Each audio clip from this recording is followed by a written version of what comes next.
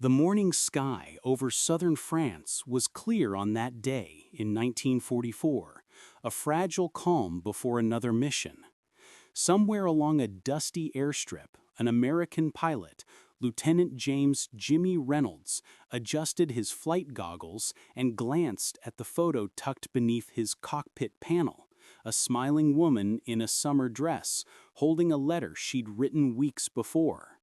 He had folded it neatly, carried it through every sortie, a silent charm against the chaos of war. Jimmy belonged to the 15th Air Force, flying a P-38 Lightning, one of the U.S. Army Air Corps' fastest and deadliest fighter planes. He was 23 years old and had already flown more than 50 missions over Nazi-occupied Europe, escorting bombers, diving through flak, and dancing through the sky with German Messerschmitts. Each flight felt like a coin toss with fate. But that morning, something felt different. The briefing had been brief, urgent. The target, a railway junction deep in the French countryside where German supply lines snaked toward the coast. Intelligence suggested heavy anti-aircraft defenses. Still, the order was clear. Disable the junction, destroy the trains, and disrupt reinforcements moving toward Normandy. The pilots nodded, masking fear with routine. Jimmy climbed into his plane, checked his instruments, and gave a thumbs up. The engines roared to life, twin propellers cutting through the dawn. Within minutes, the formation lifted into the pale blue, the sun glinting off silver fuselages. Below them, the world looked peaceful, vineyards, fields, villages, but they all knew how quickly that beauty could burn. As they neared the target, flak began to bloom in the sky like black flowers. Explosions rocked the air, fragments whizzing past wings. Jimmy's squadron scattered, diving and weaving. He spotted the rail line below, a train steaming through a narrow pass, and dove toward it. His guns rattled, tracers cutting through smoke. The locomotive erupted in flame. But in the chaos, something hit him. A flash, a metallic scream, and his right engine caught fire. "Reynolds, you're smoking," came the radio call. "Bail out, you're hit bad." Jimmy tried to steady the plane. The controls were sluggish, his vision blurring. Flames licked the canopy, filling the cockpit with acrid smoke. He pulled the release, ready to eject, but something jammed. The altimeter spun. He was losing altitude fast. The last thing anyone saw was his P-38 banking east, trailing a long ribbon of smoke before vanishing into the low clouds over the mountains. For weeks, search parties scoured the area. No wreckage, no parachute, no trace. Official reports listed him as missing in action, presumed dead. His name joined thousands on the lists sent home, and his family received the telegram that every family dreaded. The Secretary of War regrets to inform you that your son, Lieutenant James Reynolds, is missing in action. His fiancée, Mary, kept the letter she had written him, the one he never got to read, folded in her purse for the rest of her life. The war moved on. Battles came and went. The names of the missing faded beneath the noise of victory and reconstruction. Europe rebuilt, cities rose from rubble, and new generations filled the streets where soldiers once marched. But somewhere, high in the French Alps, time had stopped. In the spring of 1982, a shepherd named Luc Moreau was guiding his sheep through the melting snows above Savoie, near the Italian border. It had been a hard winter, and the mountain paths were only just reopening.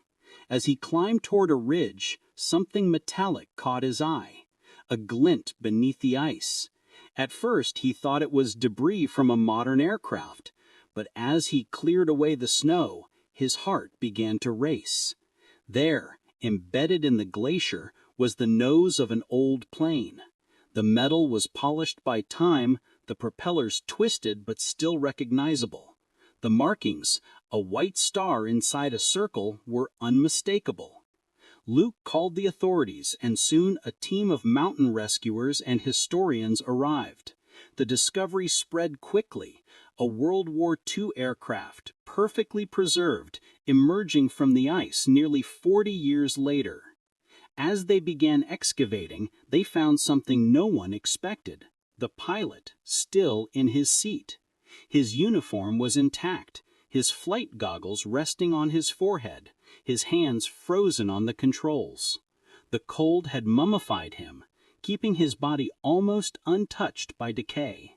His dog tags read, Lieutenant James Reynolds, U.S. Army Air Forces.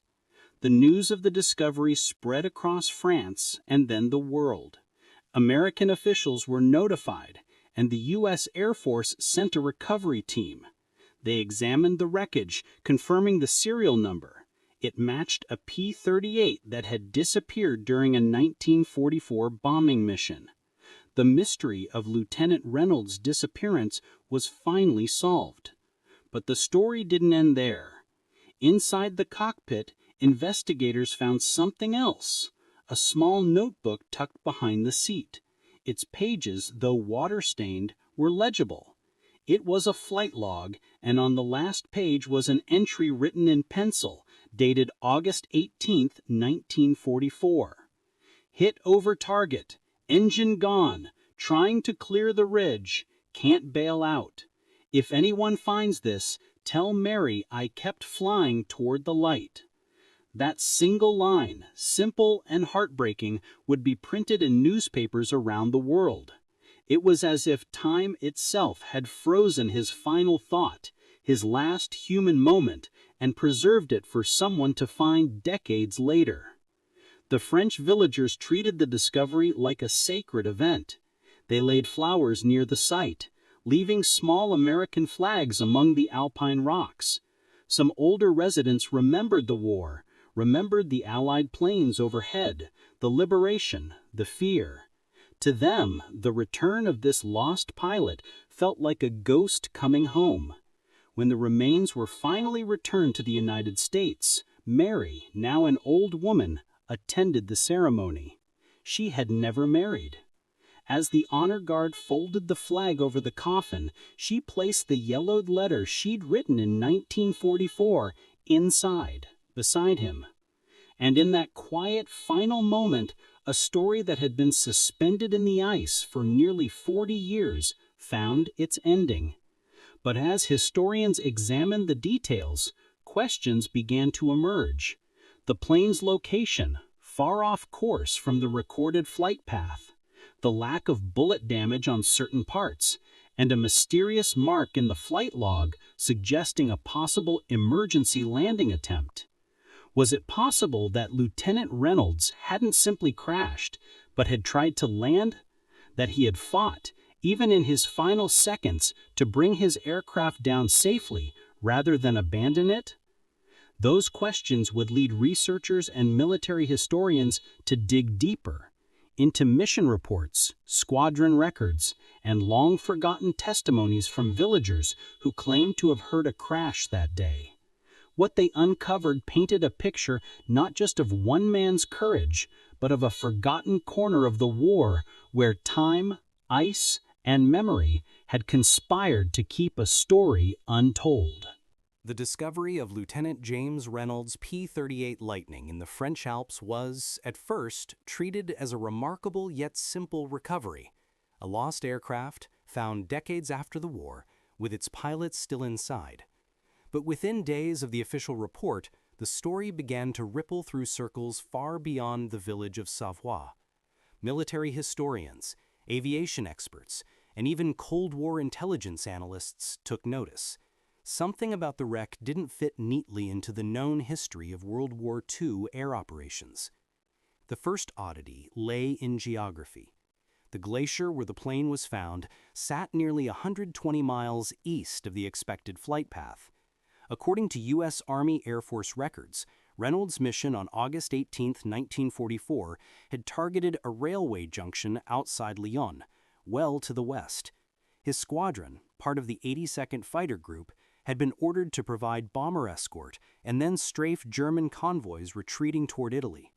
None of that explained how his P-38 ended up embedded in a mountain ice field near the Italian border, on the opposite side of the Alps. When American investigators arrived in France, they began reconstructing his final flight using radar logs, weather data, and surviving mission reports. The picture that emerged was confusing. Reynolds had indeed been hit by flak, but it seemed the damage may not have been instantly fatal. According to his wingman's account, his right engine had been burning, but his plane was still flying steadily before it disappeared into the cloud layer. The theory that took shape was that Reynolds, disoriented in the smoke and fog, had turned the wrong way, east instead of west, and crossed into the high mountains by mistake. But pilots familiar with the terrain were skeptical. Even in distress, a seasoned flyer like Reynolds would have known the direction of the sun, the shape of the valleys, the peaks rising ahead. And yet the evidence said otherwise. His compass had been found jammed, and his radio was switched to an emergency channel. Perhaps he had been flying blind, guided only by instinct and failing instruments. The Air Force recovery team cataloged every piece of the wreckage. The plane's aluminum skin had been polished smooth by ice, but serial numbers and insignia were intact. The propellers were twisted, suggesting impact at high speed, but not the catastrophic explosion typical of a mid-air detonation. This was a controlled descent, perhaps even a deliberate attempt to land. And then there was the flight log. The small notebook found behind his seat contained only a few entries, but they spoke volumes. Reynolds had noted engine trouble several times in the days before his final mission. His last line, "trying to clear the ridge," implied that he knew he was over mountains and that he was fighting to survive until the last second. Forensic examination of the body confirmed that he had not ejected. His harness was still fastened, his oxygen mask clutched in one hand. It was as if he had remained calm, even in the face of death, holding to procedure until the very end. That detail alone fascinated the investigators. The discipline, the stoicism of a man trained to keep flying until the mission was complete. As journalists descended upon Savoie, the quiet mountain village became briefly famous. Reporters from Paris, London, and New York crowded into its small inn, photographing the wreckage, interviewing locals. Luc Moreau, the shepherd who had first spotted the glint of metal, found himself at the center of global attention. He spoke little English, but through interpreters he described how he'd seen the aircraft's nose protruding from the melting glacier. What struck him most, he said, was the silence, how the aircraft seemed to have been swallowed by the mountain, untouched by time, waiting for someone to find it. For many in France, the story resonated deeply. The Alps had claimed countless soldiers, partisans, and refugees during the war, men and women who vanished in avalanches or crashes, their fates unknown. The return of Reynolds' aircraft was a symbolic echo of all those lost souls. The French Air Force offered assistance, providing historical maps of wartime flight paths and German anti-aircraft positions. One document, buried deep in an archive, added a new wrinkle. A Luftwaffe report dated August 18, 1944, noted an unidentified twin-boomed aircraft sighted over the Alps at approximately the same time Reynolds vanished. The German report described it as severely damaged, losing altitude, heading southeast. If true, it meant that German spotters had seen Reynolds, alive, minutes before he crashed. But the report also mentioned something else. 2 German fighter pilots had been scrambled from a base near Turin to intercept the unknown aircraft. No combat records of that interception survived. Had they found him? Had they fired the final shots? Or had Reynolds, already crippled by flak, simply disappeared into the storm before they arrived? Back in Washington, the Air Force archives began to yield other curiosities. Reynolds' unit, the 96th Fighter Squadron, had lost 3 aircraft that week, all under unclear circumstances. 2 of them were later confirmed destroyed by flak, but no remains were recovered. Some speculated that poor weather or navigation errors had scattered the formation across the mountains. Others whispered about something stranger, that a series of missions over southern France in August 1944 had been plagued by equipment malfunctions and unrecorded radio transmissions, as if someone had been listening in. But amidst all the speculation, one truth stood out. Reynolds had not abandoned his post. He had stayed with his aircraft until impact, even when every second of instinct told him to jump. When his remains arrived in the United States, the Air Force held a ceremony at Arlington National Cemetery. Mary, the woman who had once been his fiancée, stood beneath a gray sky, surrounded by a handful of surviving squadron members. Many were old men now, stooped, silver-haired, their uniforms tight at the seams. But when the flag was folded and the bugle played, they stood at attention. After the ceremony, one of them approached Mary. His name was Captain William Harrington, Reynolds' flight leader in 1944. His voice trembled as he spoke. He was one of the best. Never froze up under fire. Always had this calm about him, like he believed every flight had a purpose. She smiled faintly, her eyes glistening. He did believe that. He used to tell me that flying wasn't just duty, it was a kind of faith, that up there between the clouds, you could see the world the way it was meant to be. For Harrington and others, the rediscovery of Reynolds' plane was more than a closure, it was a resurrection of memory. Each of them had lost comrades to the sky, their names etched on stone memorials but never found. To see one finally return, whole, identifiable, still gripping the controls, was like seeing time reverse itself, even briefly. In France, the locals built a small monument near the crash site, a simple stone engraved with his name, his unit, and the year he disappeared. Every year since 1983, villagers and visiting veterans have gathered there on August 18th to lay flowers and salute the frozen peak that had kept its secret for so long. But for historians, the mystery was just beginning. In the following months, the French government authorized a detailed study of the glacier and surrounding terrain. Scientists determined that the P-38 had likely been encased in ice within hours of crashing, preserved almost instantly by a post-storm freeze. This explained its pristine condition, but raised new questions. If the plane had been there since 1944, why had no one spotted it before 1982? The answer came from aerial surveys. The glacier had shifted dramatically over the decades, moving several meters a year. For much of that time, the wreck had been buried beneath a thick layer of rock and snow. Only the recent warming, part of a global trend accelerating in the 1970s and 80s, had melted enough to reveal it. The mountain had guarded his story for nearly 40 years, waiting until the world was ready to remember. By the end of 1983, researchers had pieced together a probable sequence of events. Reynolds, hit by flak near Lyon, lost one engine and turned east to avoid capture or further fire. Believing he could clear the mountains and reach Allied lines in Italy, he continued flying until both engines failed. With no flat terrain in sight, he attempted to glide down into a snowfield, but his speed was too high. The aircraft struck the glacier at a shallow angle, skidding several hundred feet before coming to rest. The impact killed him instantly. It was by all accounts a heroic final effort, a man trying to save himself, his aircraft, and perhaps the mission itself. Yet even this reconstruction couldn't fully explain all the anomalies. Some of the instruments in the cockpit were set to unusual readings, as if Reynolds had been trying to recalibrate them mid-flight. The altimeter was frozen at 2,800 meters, but the impact site sat at nearly 3,200. The discrepancy suggested that the plane had dropped rapidly in its final seconds. And then there was the compass, locked at a bearing pointing almost directly east, deeper into the Alps. Had he misread it? Or had it malfunctioned, leading him into the mountains? Aviation engineers from Toulouse examined the magnetic components and proposed a chilling possibility. During high-altitude damage, the P-38's electrical system could overload, causing the compass to spin erratically.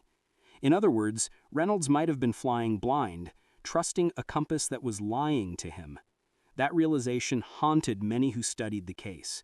It meant that his death wasn't simply the result of battle or error, but of a cruel, mechanical betrayal, the failure of the very instruments meant to keep him alive. As the glacier continued to recede in the years that followed, small fragments of the P-38 emerged, a wheel rim here, an antenna there. Each find renewed local fascination, but the rediscovery of Lieutenant James Reynolds' P-38 in 1982 had opened more than a mystery. It had cracked open a door into a forgotten chapter of World War II aviation history. For decades, the mountains of Europe had quietly guarded the wrecks of hundreds of Allied and Axis aircraft, each with its own frozen story, each a time capsule entombed beneath snow and silence.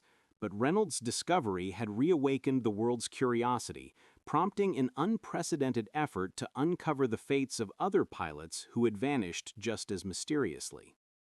Within a year of the recovery, researchers from the French Air Force and several U.S. military historians launched Operation Ice Memory, a joint archival and field investigation into lost aircraft in the European Alps. Their reasoning was simple: if the glacier had preserved Reynolds' plane, others might be similarly entombed. As satellite mapping and aerial photography improved in the early 1980s, faint metallic glints and unnatural shapes began appearing in high-altitude imagery. To most, they were just glacial rocks. To historians, they were potential wrecks. The first new discovery came in 1984, less than 30 miles from the site of Reynolds' crash.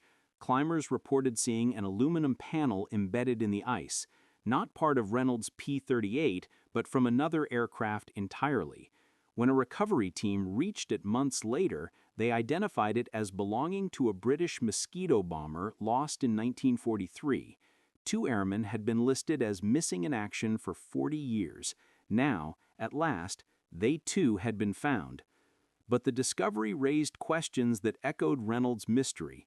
What had so many planes been doing over those remote peaks, far from recorded mission routes? The answers lay buried in wartime secrecy. During the final year of the war, Allied and German aircraft had engaged in reconnaissance and supply operations over occupied France, Italy, and Switzerland. Missions often kept off the books to conceal their true objectives. If Reynolds had drifted off course, he might have stumbled into one of those covert zones, his presence unrecorded by official logs. By 1985, a team of aviation archaeologists, led by Dr. Peter Langford of Cambridge University, began compiling an atlas of lost flights across the Alps. They mapped more than 600 possible crash sites, a sobering number that revealed the full human cost of high-altitude warfare. Langford's research found that many of these aircraft disappeared not because of combat, but because of weather, navigation failure, or radio interference, the invisible killers of early aerial war. And here the mystery deepened again. Several of the recovered aircraft, including one found near the Austrian border, exhibited the same anomaly that had plagued Reynolds: frozen compasses pointing east, as if something in the mountains had distorted their readings. Could magnetic anomalies in the rock formations have misled pilots? Geologists confirmed that certain mineral-rich ridges did in fact create irregular magnetic fields, yet none were strong enough to twist a compass by more than a few degrees, certainly not the 90-degree deviations observed in several wrecks. Others speculated about high-altitude radio interference caused by wartime radar experiments. During the 1940s, both Allied and Axis scientists had been developing early warning systems that operated on primitive frequencies, occasionally disrupting navigation equipment. A chilling thought took hold among historians that some of these pilots might have been victims not of enemy fire, but of their own side's secret technology. Meanwhile, in the United States, journalists picked up the story again. Life magazine ran a feature titled "The Glacier's Secret: The Pilot Who Came Home Too Late," while the Smithsonian Air and Space Museum curated an exhibit displaying parts of Reynolds' aircraft alongside his preserved flight log. School children came to stare at the battered aluminum panels and rusted instruments, relics of a man who had died before their parents were born. But for all the scientific analysis, there remained a deeply human story behind every artifact. Mary, Reynolds' fiancée, became something of an accidental historian herself. She began corresponding with other families whose loved ones had vanished in Europe's mountains. Her letters were filled with empathy and quiet determination. "The waiting doesn't end with discovery," she once wrote. "You begin to imagine every second of their final hour." By the late 1980s, more aircraft emerged from retreating ice, an American C-47, and Italian Savoia Marchetti, even fragments of a German Messerschmitt. Each discovery drew headlines, but none captured hearts quite like Reynolds. His story, it seemed, had become a metaphor for an entire generation, young men suspended in time, frozen at the moment between duty and death. But then, in 1990, a new revelation shifted everything. A team of French scientists scanning glacial layers near the crash site discovered metallic traces deeper than expected, fragments of another aircraft buried beneath Reynolds' P-38. When excavation began, they found pieces of a second plane, this one unmistakably German. The two wrecks were entangled in the same glacier, separated by perhaps 10 meters of ice. Could Reynolds' aircraft and a German fighter have collided mid-air, both plunging into the mountain together? If so, it would rewrite the accepted version of his fate. The Luftwaffe report from 1944 had mentioned a twin-boomed aircraft pursued by German fighters, and one of those fighters, perhaps, had never returned either. Analysis of the wreckage suggested the German aircraft was a Messerschmitt Bf-109, a nimble single-engined interceptor. Its pilot's remains were never found, but the discovery electrified historians. If the two had clashed in the clouds, their duel had remained locked in ice for nearly a half-century, enemies united forever in the glacier's cold embrace. The symbolism was haunting. Two young men, fighting for opposing causes, meeting in a storm that erased not just their lives, but the lines between them. The mountain, impartial and eternal, had kept them both. When this finding reached the international press, headlines spoke of brothers in ice. The French government held a memorial for both pilots at the crash site, attended by delegations from the United States and Germany. Two flags, the Stars and Stripes and the Iron Cross, were lowered side by side, their colors reflected in the snow. Standing before the memorial, an elderly German veteran wept openly. "We were boys," he said. "We were told we were enemies, but the mountains saw us as the same." That image, two nations' flags over a shared grave, came to define the later memory of Reynolds' story. It wasn't just about loss anymore, it was about reconciliation, the quiet understanding that beneath the machinery of war, there were only men, frightened and brave in equal measure. By the turn of the millennium, the melting glaciers continued to give up their secrets. Reynolds' discovery had sparked a generation of aviation archaeologists who trekked into the Alps, cameras and shovels in hand, documenting wrecks before they vanished again beneath snow or time. Some sought closure, others sought history. All found humility. One of those climbers, a young French historian named Élodie Vasseur, would later say, "The mountain is the perfect historian. It remembers everything but says nothing until it chooses to." 4 decades after Lieutenant James Reynolds' frozen return, the glacier that had held him was dying. Climate change, that slow and relentless sculptor, had carved new wounds into the mountain. Crevices yawned wider each year, and the ice receded higher, revealing layers of history, some geological, some human. By 2020, hikers visiting the memorial above Savoy could look up at the same ridge and see not just Reynolds' resting place, but new glints of metal emerging nearby. The Alps had become a silent archive of war. Each summer thaw peeled back another page. But for those who studied Reynolds' story, the meaning had evolved. What had begun as a tale of tragedy had become something larger, a reflection of how nations remember, and how nature itself becomes a custodian of memory when men forget. Historians began to call the region the Ice Museum, a living exhibit of human conflict preserved by cold indifference. Dozens of planes, weapons, even letters were found within a few square miles, all bearing witness to the feverish violence of 1944. And yet, the cold that preserved them also purified them, erasing politics, leaving only humanity. Reynolds' P-38 remains one of the best preserved examples of its kind. The Smithsonian considered requesting its repatriation, but France refused, not out of bureaucracy, but respect. "He belongs to the mountain now," said the mayor of Savoy. "She kept him safe longer than any nation could." The site became a pilgrimage for aviators. Modern pilots flying supersonic jets and drones would stop there on their leave to honor a man who flew with little more than aluminum, courage, and faith. They often left behind wings pins, squadron patches, or folded notes. One read, "To Lieutenant Reynolds, you flew so we could learn to fly better." But even as Reynolds' story inspired reverence, it also stirred unease. The very process that had revealed him, the melting of ancient ice, was a reminder of what humanity continued to destroy. Scientists warned that within 50 years, the glacier might vanish completely, erasing the last trace of the world Reynolds had known. In a way, his story had come full circle.